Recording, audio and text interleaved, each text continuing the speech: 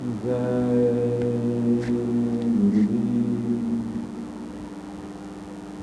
परम पुरुष गुरुदेव जी, जय गुरुदेव नाम। अलख अगम की पार में स्वामी तुम्हें प्रणाम। कोटि कोटि करूं वंदना, अरखर प्रणाम। चरण कमल बिसरू नहीं, जय गुरुदेव नाम। चलो रे मन गंगा जमुना तीर, चलो रे मन गंगा जमुना तीर। गंगा जमुना निर्मल पानी, शीतल होत शरीर। चलो रे मन गंगा जमुना तीर। बंसी बजावत गावत कीन्हो, संग लियो रे बलबीर। चलो रे मन गंगा जमुना तीर।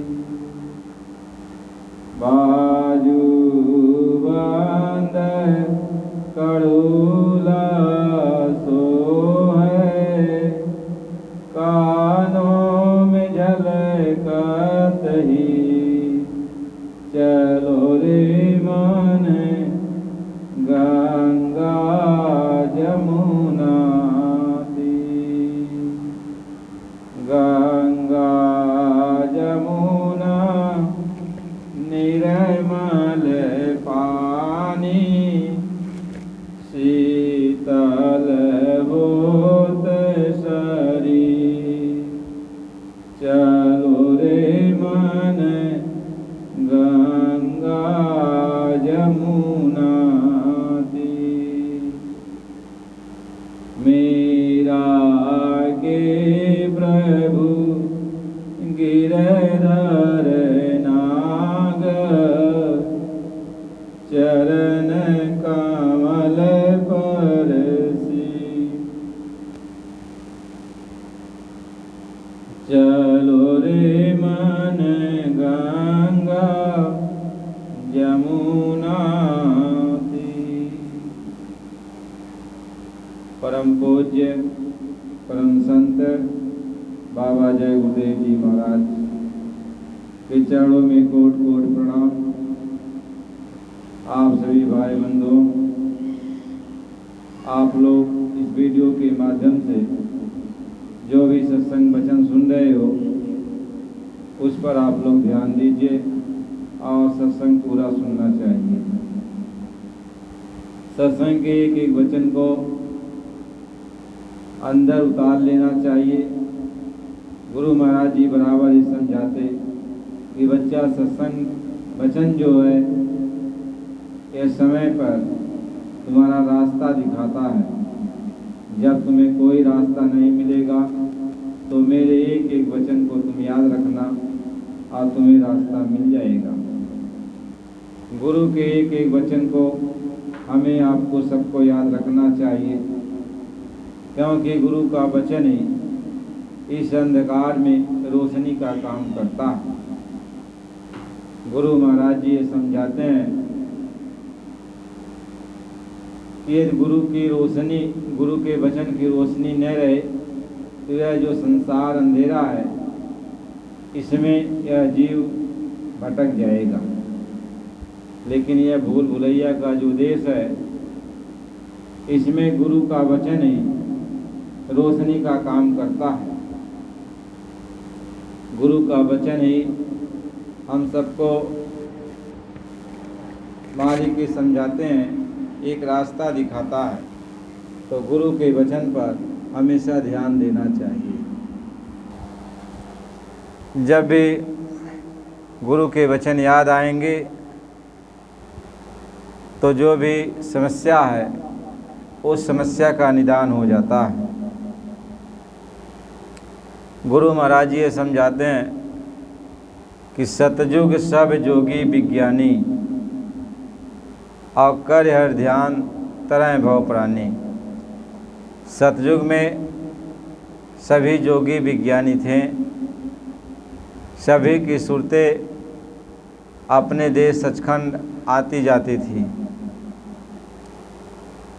महापुरुष समझाते हैं, और जब से वे कर्मों के विधान में फंस गई और उनके आँखों के सामने पर्दा पड़ गया पाप और पुण्य का, और हमारे सामने जो डोरी थी अपने घर जाने का जो मार्ग था, यह मार्ग छूट गया। जब इस मार्ग को हम लोग छोड़ दिए तो अपने घर आने जाने का रास्ता हो गया बंद। अब जब अपने घर का रास्ता बंद हो गया, कुछ दिखाई नहीं पड़ता, कुछ सुनाई नहीं पड़ता, तो आत्माएं मारी मारी फिर रही हैं। अब वो भटक रही हैं, जगह जगह अपने घर जाने के लिए रास्ता लोगों से पूछती हैं, लेकिन कोई रास्ता बताने वाला नहीं। वैसे तो रास्ता बताने के लिए जगह जगह लोग दुकान लगा के बैठे हुए हैं। परमात्मा के घर जाने का रास्ता सब लोग बांट रहे हैं, लेकिन वास्तव में सच्चाई क्या है, यह तो जब उनके पास जाया जाता है तो पता चलता है। अब जैसे कपूर का डिब्बा लेकर के कोई ये कहे कि मेरे पास कपूर है, तो इंसान जब उसके पास जाएगा तो कपूर का डिब्बा है, भले वह खाली है, लेकिन कपूर की जो गंध है उसमें रहती है। ऐसे ही परमात्मा की गंध हर जगह महसूस होता है कि इनके पास भी परमात्मा है, उनके पास भी परमात्मा है। जहाँ पर भी जिनके पास भी मैं जाऊँगा ये परमात्मा से मिले हुए हैं, लेकिन उनका जो डिब्बा है वो खाली है। वो खाली है, केवल गंध आ रही है। यानी परमात्मा से मिलाने का लोग तो वेशभूषा बना रखे हैं, परमात्मा से मिलने की बात तो लोग कहते हैं, लेकिन जब कोई जिज्ञासु प्रेमी उनके पास जाता है परमात्मा से मिलने के लिए, तो परमात्मा से मिलने का मार्ग उनके पास नहीं है, तब वो उदास हो जाता है। वैसे तो उनके पास रिद्धियाँ सिद्धियाँ और नाना प्रकार की ताकतें तो भरी पड़ी हैं। यदि हम दुनिया की इच्छा को लेके जाते हैं कि हमारे पुत्र नहीं है, पुत्र हो जाए, हम गरीब हैं, हम अमीर बन जाएं, या हमारे शरीर में कोई रोग दुख है वो ठीक हो जाए, तो उनके पास ऐसी शक्तियां तो हैं कि आपकी मुरादें पूरी कर देती हैं। तो मुराद पूरी कराने के लिए जाने वाले लोग आप ये नहीं पहचान पाएंगे कि ये पहुँचे हुए हैं कि अधूरे हैं, ये परमात्मा से मिला सकते हैं कि नहीं। अब जिनकी मुरादें पूरी होने लगती हैं वो तो हल्ला मचाते हैं कि नहीं ये पूरे महात्मा हैं, हमारी ये मुरादें पूरी हो जाती हैं। जब भी इनके पास हम जाते हैं कोई मुराद को लेकर, कोई कामना को लेकर, तो हमारी इच्छा ये पूरी कर देते हैं। तो इच्छाएं कामनाएं तो अज्ञानी पुरुष को होती हैं। अब इससे परमात्मा का ज्ञान तो हो नहीं सकता। यदि वो इंसान जो उनके पास जाता है परमात्मा से मिलने के लिए, तो उनके पास यदि परमात्मा से मिलने का मार्ग होगा तब तो वो बता देंगे, नहीं होगा तो आनाकानी करते रहेंगे, क्योंकि खोजी कोई कोई होएगा और बादी सब संसार। यानी परमात्मा की खोज करने वाला, आत्मा की खोज करने वाला, परमात्मा से मिलने वाला कोई विरला ही होता है। वैसे तो सभी लोग आते हैं कि आओ और मैं तुम्हें परमात्मा का दर्शन करा दूंगा। महात्मा ये समझाते हैं कि परमात्मा का दर्शन तो सभी लोग आते हैं कराने के लिए, लेकिन परमात्मा का दर्शन कौन कराता है, इसका तो वह प्रमाण है कि जब कोई जिज्ञासु प्रेमी जाएगा उसको परमात्मा का दर्शन हो जाए। उसको यदि परमात्मा का दर्शन हो जाए तो वही प्रमाण है, और यदि परमात्मा का दर्शन नहीं होता तो प्रमाण कहाँ मिलने वाला है। महात्मा ये समझाते हैं, सोई जाने जे देहु जनाई और जानत तुम्हें तुम्हें होई जाई, यानी वही जानेगा जिसको मैं जना दूंगा, और वह जब जानेगा तो मेरा ही हो जाएगा।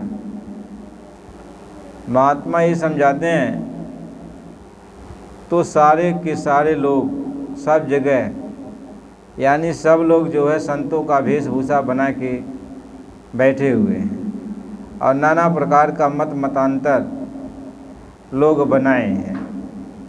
लोग अपने को पहुँचे हुए महात्मा कहते हैं, तो कौन छोटा है कौन बड़ा है, इसको कैसे जाना जाए कौन छोटा है बड़ा है। तो महात्मा ये समझाते हैं लोगों के पास रिद्धियाँ सिद्धियाँ हैं, लोगों के पास ताकतें हैं, शक्तियाँ हैं, क्योंकि यदि ताकत शक्तियाँ नहीं होती, इतने लाखों लोग करोड़ों लोगों की भीड़ इनके पास नहीं होती। तो बात तो कुछ ज़रूर है, इनके पास शक्तियाँ हैं। इन शक्तियों के अनुसार वहाँ पे जाने वाले लोगों की मुरादें पूरी हो जाती हैं। जब वो मुरादें पूरी हो जाती हैं तो वो अपने यहाँ पर आकर हल्ला मचाते हैं, शोर मचाते हैं कि ये परमात्मा है, ये संत रूप में भगवान आए हुए हैं। महात्मा ये समझाते हैं तो अब इसमें पहचान ही नहीं किया जा सकता, क्योंकि सभी लोग जितने भी लोग हैं, सबके जितने भी अनुयायी हैं लाखों करोड़ों, सभी लोग ये कहते हैं कि हमारा गुरु पहुँचा हुआ वो परमात्मा है, हमारा गुरु कुल मालिक है और ये पहुँचा हुआ परमात्मा है। इनके पास जाओगे तो ये परमात्मा से भेंट करा देंगे और परमात्मा से मुलाकात हो जाएगी। लेकिन यदि उससे पूछा जाए क्या तूने परमात्मा का दर्शन किया, तब तो इसका वो कोई जवाब नहीं दे सकता है। लेकिन ये कहेगा कि हम जो जो इच्छा लेके गए हमारी सारी इच्छाएं पूर्ण हुई। तो महात्मा ये समझाते हैं आर्त जिज्ञासु प्रेमी जब परमात्मा की खोज में निकलता है तो सारे दरबारों में जाके जो है अपना मत्था टेकता है, सब जगह जाता है, सबकी बात को सुनता है, सारे धर्म मजहब में जाकर उनके अनुसार वो काम करता है परमात्मा से भेंट करने के लिए। यदि कोई पहुंचा हुआ परमात्मा से मिला हुआ कोई होगा तो ज़रूर मिला देगा परमात्मा से। यदि कोई पहुंचा हुआ नहीं होगा तो लोग आजकल करेंगे कि आज मिल जाएगा, कल मिल जाएगा, परसों मिल जाएगा, इतना दिन तुम साधना करो तो तुम्हें मिल जाएगा, परमात्मा का दर्शन हो जाएगा। महात्मा इस बात को समझाते हैं अब जीव जाता है भटक के, खोज करता है परमात्मा की, लेकिन परमात्मा का दर्शन उसको कहीं नहीं मिलता। सब लोग परमात्मा के बारे में चर्चा करते हैं, लेकिन परमात्मा का दर्शन कोई कराता नहीं, न आत्मा का दर्शन कराता है और न परमात्मा का दर्शन कराता है। और बहस तो दुनिया भर की हो रही है, सभी लोग कहते हैं हम पहुँचे हुए हैं।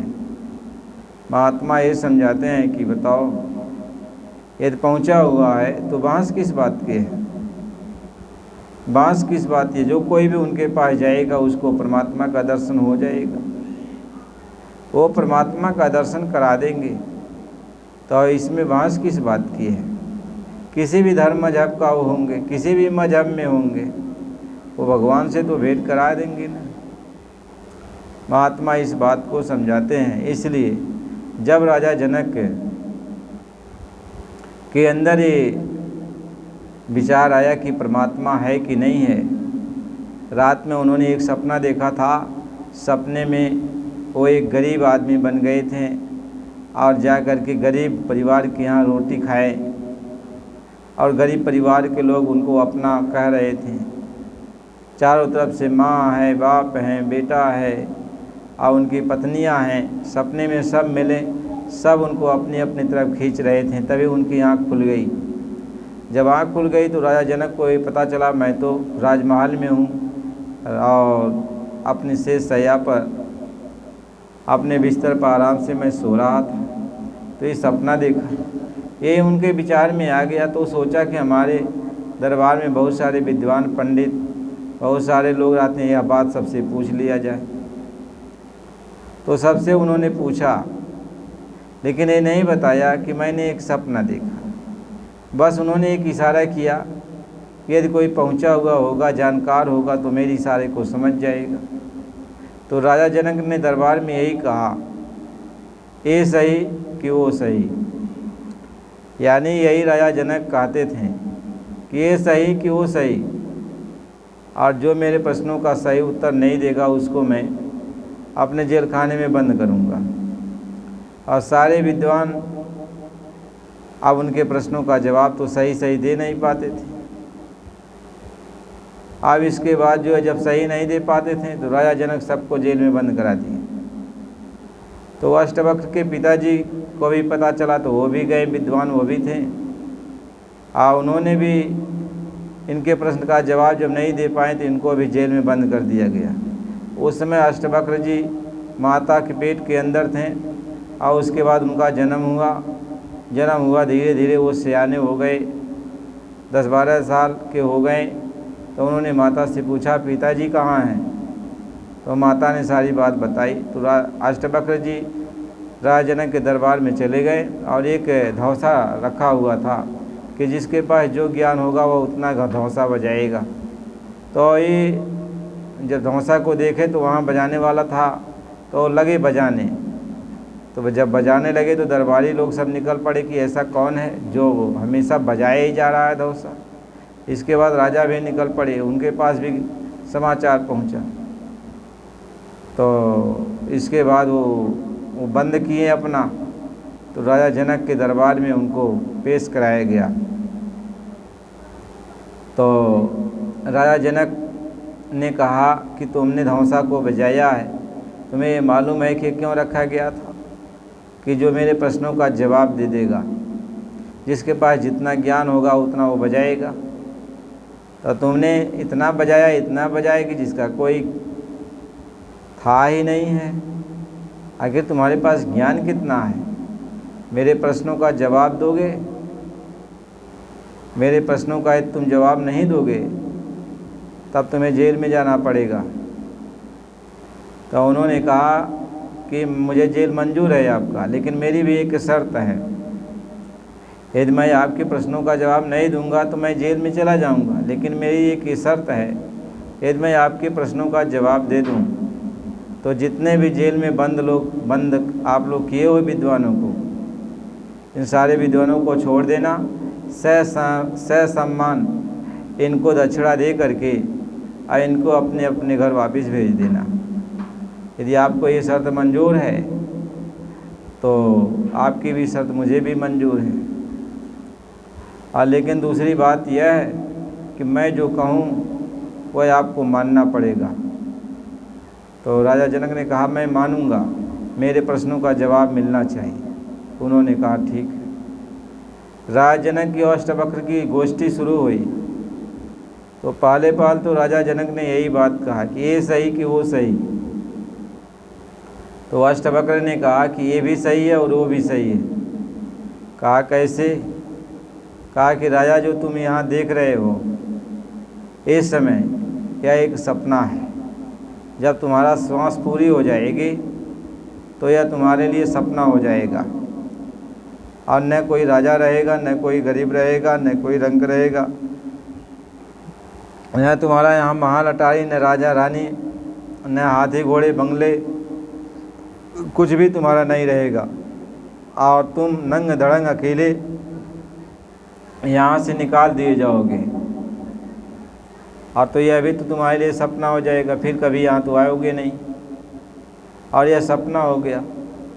और जो रात में तुमने सपना देखा था एक गरीब बन करके, और सारे लोग तुम्हारे माता पिता मिले, तुम्हारे बच्चे मिले, तुम्हारी पत्नियाँ मिली, और जब तुम्हारी आँख खुली तो उनसे बिछुड़ गए, तो अब तो मिल नहीं पा रहे हो, तो वह भी सही। जैसे ये सही है वैसे वह भी सही है, और जैसे ये झूठ है वैसे वह भी झूठ है। राजा जनक ने अपने बातों से हार गए और जितने भी जेल खाने में बंद थे लोग सबको पहले रिहा कर दिया और सबको उचित दक्षिणा देकर सबको विदा किया। अब हुआ क्या, आगे अब राजा जनक अष्टवक्र को विदा भी नहीं कर रहे हैं और कहें कि हे महानुभाव, आपने मेरे प्रश्नों का उत्तर दिया, आप धन्य हो। और उनके चरणों पर राजा जनक गिर पड़े। अब राजा जनक ने कहा मुझे परमात्मा का दर्शन चाहिए, आप मुझे परमात्मा का दर्शन करा सकते हो? अष्टवक्र ने कहा हाँ, हम तुम्हें परमात्मा का दर्शन करा सकते हैं, लेकिन कितने समय में तुम दर्शन करना चाहते हो? कहें जितने समय में मैं घोड़े की पीठ पर बैठता हूँ। अष्टवक्र ने कहा मैं उतनी समय में तुम्हें परमात्मा का दर्शन कराऊंगा। अब जो है अष्टवक्र ने कहा कि हे राजन, मेरी बात आपको माननी पड़ेगी, यदि परमात्मा का दर्शन करना चाहते हो तो मेरी जो बात है उसको मानना पड़ेगा। कहें आपकी बात को हम मानेंगे। कहें जितना आपके दरबार में जूता हैं, जूता चप्पल हैं, इसकी एक गठरी बनाओ, अपने माथे पर रख कर दरबार में चारों तरफ से घूमो, यदि ये मंजूर है तो हम परमात्मा का दर्शन करा सकते हैं। राजा जनक सारे जूतियों को, चप्पलों को एक गठरी बनाया और सबको अपने सिर पे रख के दरबार में घूमने लगे। घूम चुके तो कहें अब हमें परमात्मा का दर्शन कराओ। इसके बाद क्या हुआ, राजा जनक घोड़ा मंगाया गया और घोड़े पर जैसे ही अपना एक पैर रखें, लगाम को जैसे ही पकड़ना चाहे, पैर को जैसे ही एक पैर फेंका घोड़े पर, तैसे ही उनकी सूरत को चढ़ा दिया और सूरत को चढ़ा दिया। उधर परमात्मा का दर्शन वो कर रहे। बहुत समय तक वो जो घोड़े पर ऐसे ही खड़े के खड़े रह गए और जब उनकी सूरत को उतारा तब पूछा परमात्मा का दर्शन हुआ? राजा जनक उनके चरणों पर गिर पड़े।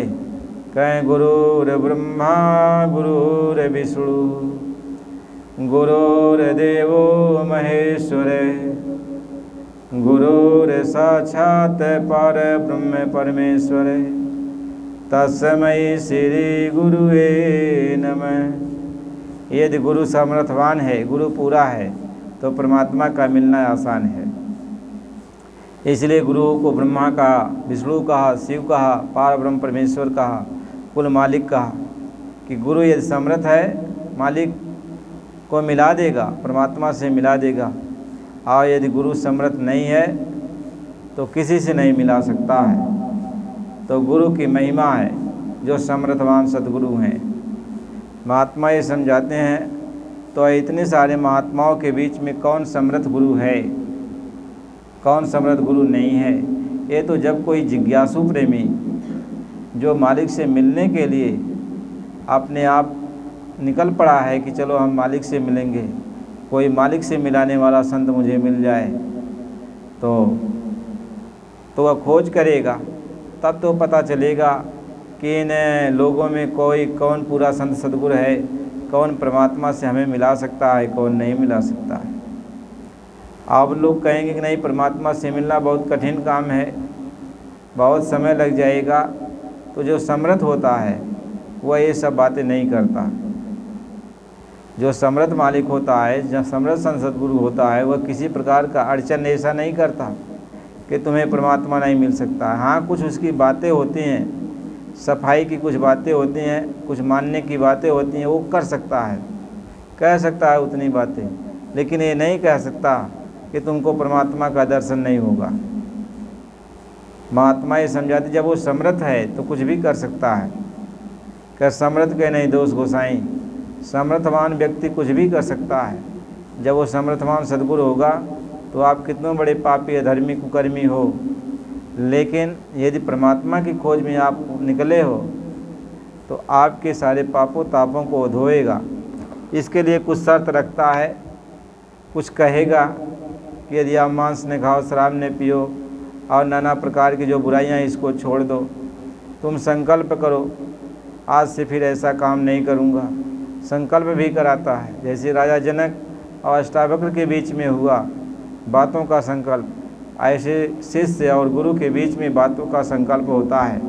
संकल्प करता है शिष्य कि मैं शाकाहारी सदाचारी जीवन बिताऊंगा और ईमानदारी मेहनत की कमाई खाऊंगा और मैं अब ऐसा कोई काम नहीं करूंगा। वो संकल्प करता है और अपना तन मन सब कुछ गुरु के हवाले करता है।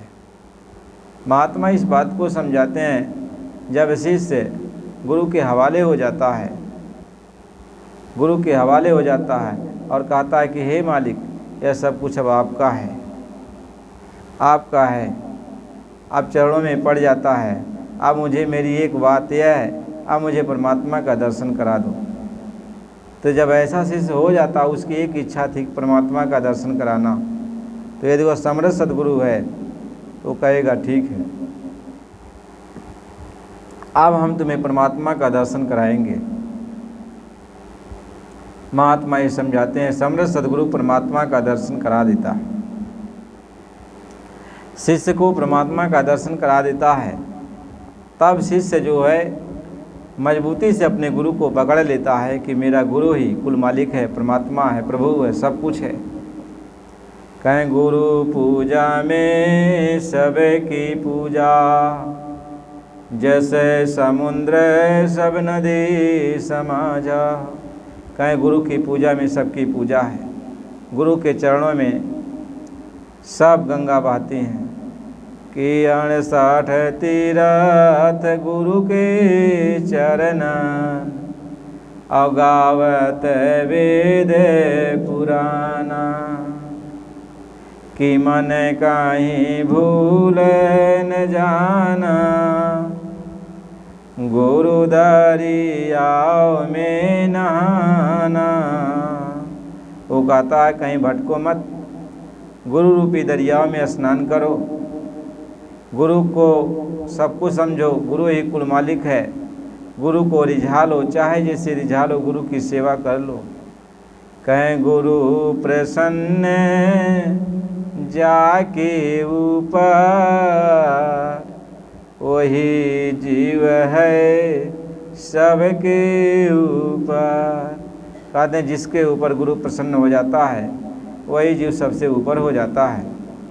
कहें जा पर कृपा गुरु कह होई, ताह पर कृपा करें सब कोई। तो गुरु की कृपा हो जाएगी तो परमात्मा की कृपा अपने आप हो जाती है। महात्मा ये समझाते हैं, तो जब गुरु परमात्मा का दर्शन करा देता है तब यह शिष्य गुरु को भगवान का दर्जा देने लगता है कि ये गुरु ही मेरा भगवान है, कि गुरु न होता तो हम परमात्मा का दर्शन नहीं कर पाते। गुरु ने हरि का रूप दिखाया, गुरु ने मुझे भगवान का रूप दिखाया, लेकिन भगवान अपने आप हमको हमारे सामने नहीं आए। कह हरि ने मुझसे आप छिपाया,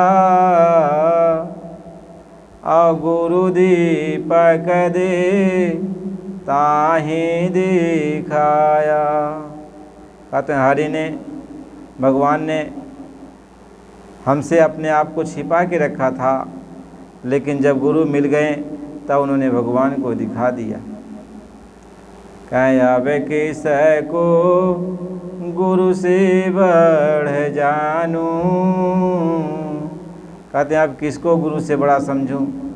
गुरु नहीं होता तो मैं किसी का भेद नहीं जानता, कि गुरु ने भेद दियाई कैक का, तब जानू इन सबका ठेका।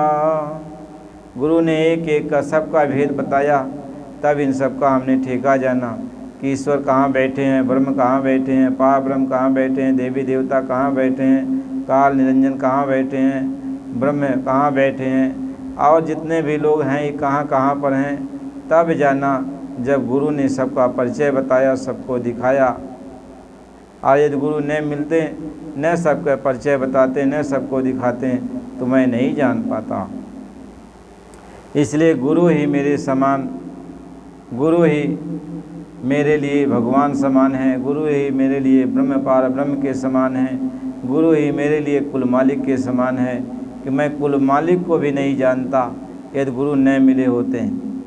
कैसा तना मैं जानू नयनामी, अवनी लिख ग्रंथ सब करत बखानी।